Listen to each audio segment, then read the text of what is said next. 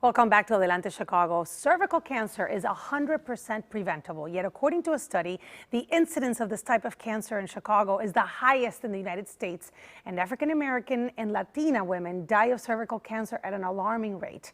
Thankfully, a nonprofit that tackled the racial disparity in breast cancer in Chicago is now tackling cervical cancer. Dr. Anne-Marie Murphy, executive director of the newly named Equal Hope Organization, and Lori Wilcox, who's a cervical cancer survivor, but also the city clerk of Chicago Heights and committee woman for Bloom Township, are here joining us. Good morning. Morning. This scared the living daylights out of me. Yes. Well, the thing about cervical cancer, unlike other cancers, is that it is, in fact, nearly 100% preventable. And so that's why it's alarming when we have high rates of cervical cancer, and even more disturbing when we have high rates of mortality, because none of the deaths needed to happen. Everyone should be preventing cervical cancer. It means going to the doctor from age 21 onwards for a PAP and getting our kids immunized against the HPV virus. That helps them not just with cervical cancer, but with a variety of other cancers. So, like throat cancer is another one. So boys and girls should get vaccinated against HPV. I brought my daughter not very long ago. So did I. At age 11. Age 11. Right? Yep. She got her flu shot, she got 2 other shots, and she got her HPV vaccine. And if parents are worried, honestly, our pediatrician told her it was a cancer vaccination. Right. If you're not ready to have a talk, you can just tell them this prevents a certain kind of cancer. And my daughter felt a lot more comfortable and said, okay, fine. Lori, you're African American, I'm Hispanic. What do you think, what message is not getting out there to our women? I would say the message that's not getting out there is that pap smears are important. You need to go annually to get your pap smear, and you need to follow up if you're told that you have dysplasia or you have abnormal cells, you need to go back and follow up with the appointments. Is that what you did? Were you doing consistently? I was not consistently following the rules. I was at work one day. I had a side pain for about 4 weeks, and I went in to the doctor during a lunch break, and about an hour later, the doctor he left the room and came back, and it took them a long time to come back in, and I found out that the test results came back that I had cancer. Oh my goodness. How old were you then? I was, let's see, it was about 7 years ago, so 34. Wow, Yes. young. It must have floored you. I was astonished. Yeah. Did you know what cervical cancer was? I didn't know what cervical cancer was. Right. I did not know that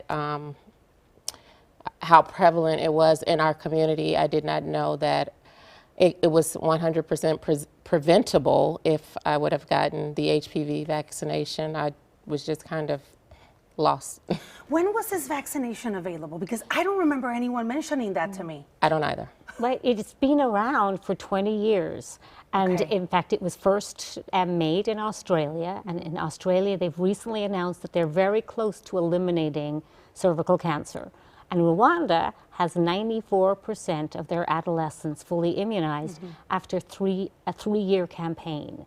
Now, if Rwanda, which really has very little resources, can do this, surely Chicago can too. So what do we have to change in Chicago? I think there are 2 things that we need to change. One is everyone needs to get their kids vaccinated, boys and girls. Boys and girls. It's just like a flu shot. It's the little needle. It's not a big needle, it's the little needle. So that's the first thing. And the second thing is that women need to be diligent about going for their PAPs. And after 30, they'll go for a PAP and an HPV test. And you need to go even after menopause. A lot of women, after they're done, they get to 40 and 50 and they say, oh, I don't need to do that anymore.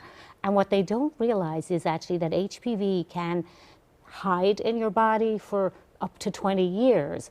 And then maybe you get stressed, just like, sometimes you get shingles when you get stressed. I've certainly gotten that. HPV can then suddenly flare up and you can end up with cancer. And so the guidelines say to go at least until age 65. But that's really at least. You only, for me, I think you would probably go after 65 because of that time period that it's so long. And also, I think you have to remember that it's not just about your life now. HPV stays around for a long time. It's your life over a really long period of time.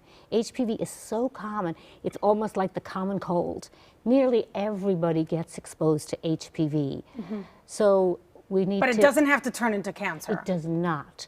It doesn't. It does not. And here's my question. Get it at this age? How can an adult woman? Adult woman now 45, Okay. but in general for women beyond, you know, getting That age. into the 30s, really going early, that will detect precancer. Got it. And if the cancer is precancer, they'll just, you know, eliminate those cells and you'll be done. That's why it's preventable in That's adults as preventable. well. Right. What message do you want out there, Lori? You that by the grace of God are here with us today, right? To your body. When wrong or you feel within your body, listen to it. Your body knows that it's off. And when I was diagnosed, I ignored for really just pay attention to what happens in your body. And don't be afraid To to talk about it. No. If you go through it, and do not be afraid to share your story and talk about We're it. so thankful that you're sharing your story because sometimes these things that have to do with our reproductive system are so taboo and that it's good. Thank you, Lori. You're welcome. Thank you, Dr. Information about these minorities. Where should they go? They should go to equalhope.org, and any woman that needs cervical care or breast cancer care, we have it free at, you can call 312-942-3368. Thank you. No documents needed. We're here to help. Wonderful.